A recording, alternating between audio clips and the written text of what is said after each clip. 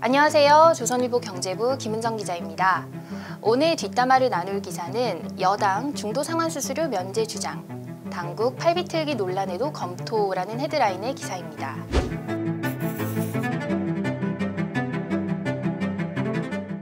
정치권이 은행들의 중도상환수수료 면제에 압박을 강하게 하고 나섰습니다. 서민들에 한해서 최대 1년간 중도상환수수료를 면제해주라고 당과 정이 협의를 한 건데요. 이에 대한 은행들의 반응을 취재해봤습니다. 중도상환수수료는 대출자가 대출금을 계약한 것보다 일찍 중도에 상환할 때 은행이 매기는 위약금 성격의 수수료입니다. 보통 대출금 잔액의 1.2%에서 1.5% 수준인데 주담대의 경우에는 대출하고 3년이 지나기 전에 갚으면 이 수수료를 물어야 합니다. 그런데 정부와 여당이 5대 은행에 서민들에 한해서 한시적으로 이 중도상환수수료를 받지 말라고 한 것이죠. 적용 대상은 신용등급 하위 30%이고요. 앞으로 6개월에서 최대 1년 동안 한시적으로 이 수수료를 면제해주라는 방안에 당정이 협의를 했습니다. 금융위는 이로써 약 600억 정도의 중도상환수수료를 절감할 수 있을 것으로 기대하고 있습니다. 이자 부담에 허리가 휘는 서민들의 고통을 덜어주기 위한 조치입니다. 이 이자가 부담이 돼서 중간에 갚으려 해도 이 수수료가 부담이 되고 있거든요. 그래서 요거를 한시적으로 면제해 주려고 합니다. 실제로 올 들어서 금리가 가파르게 오르다 보니까 대출 중도상환 비율이 굉장히 늘어나고 있습니다. 신용대출 잔액 같은 경우에 11월 기준으로 보면 올 초 대비해서 18조 원이나 줄어든 것을 알 수 있습니다. 그만큼 사람들이 이 수수료를 물고서라도 중간에 대출을 갚으려고 지금 나서고 있다는 거죠. 만약에 이 중도상환 수수료 면제 조치가 시행이 되면 더욱더 이런 중도상환 추세가 더 가속화될 걸로 보입니다. 이게 요즘 금리가 굉장히 높아지고 있으니까 사람들이 중간에라도 갚으려는 그런 사례들이 늘고 있는데 그거에 있어서 이 적지 않은 수수료가 부담으로 작용하고 있다. 그러니까 이거를 한시적으로라도 좀 면제해주자라는 정치권의 논의가 있었고요. 또 하나는 그럴 만한 환경도 되지 않느냐라는 겁니다. 은행들이 지금 금리 상승기 덕분에 지금 이자 수익을 굉장히 많이 올리고 있거든요. 그러니까 좀 그거를 감안해서 그런 실적을 감안해서 이런 면제 조치에 동참을 해달라라는 게 정치권의 주장이었습니다. 은행들이 지금 매년 걷어가는 중도상환수수료가 연간 3~4천억 원에 달한다고 합니다. 실제 이자 수익을 따져보면 지금 국민, 신한, 하나우리 이 4대 은행이 1월부터 9월까지 벌어들인 이자 수익만 23조 원이 넘습니다. 그러니 이제 정치권에서는 계속해서 은행들에게 서민 취약계층을 위한 금융 지원을 좀 나서달라 이렇게 호소를 하고 있는 거죠. 일단 기본적으로 시장 논리에 어긋나는 조치라는 겁니다. 중도상환수수료는 은행이 취하는 폭리가 아니라 기본적으로 대출 계약을 깬 일방에 부과하는 위약금, 그러니까 은행의 법적인 권리라는 거죠. 근데 이거를 그냥 무시하고 일단 받지 말아라 라고 하는 것은 맞지 않다라는 논리입니다.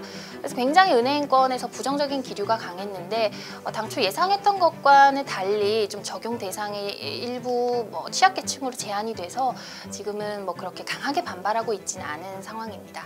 그리고 은행들이 중도상환수수료 면제 주장에 굉장히 반발했던 이유 중에 하나는 이런 면제 조치로 인해서 대출금이 중도에 상환되는 비율이 높아지면 은행의 자금 운용 계획에 차질이 생기기 때문입니다. 예를 들어서 만약에 전격적으로 중도상환수수료를 아예 폐지를 해버리게 되면 일부 대출자들의 경우에는 대출하고 나서 한 달 만에 더 낮은 금리를 주는 다른 주담대로 갈아탄다든지 매월 이렇게 갈아타는 경우들이 있을 수 있기 때문에 은행에서는 좀 우려를 했던 것입니다. 이렇게 되면 은행은 대출을 할 때마다 인건비나 각종 제반 비용이 들어가는데 그거를 일단 모두 일방적으로 감수해야 되는 상황이 되는 거죠.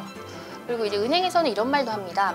예를 들어서 중도상환 수수료를 면제해줘야 되는 그런 조치가 시행이 되면 그 리스크를 감안해서 일반적으로 대출 금리를 처음부터 올릴 수밖에 없기 때문에 그렇게 되면 전체적인 대출 금리가 올라서 다른 대출자들도 같이 피해를 볼 수 있다라는 그런 얘기도 합니다. 예를 들어보면 언제든 갚아도 수수료를 내지 않아도 되는 마이너스 통장의 경우에는 신용대출 금리보다 0.5%포인트가 높죠. 중도상환 리스크를 감안해서 은행이 그렇게 금리를 미리 높여놓는 겁니다. 이런 거와 마찬가지로 처음부터 대출 금리가 좀 더 높아지는 부작용이 나타날 수도 있다는 거죠.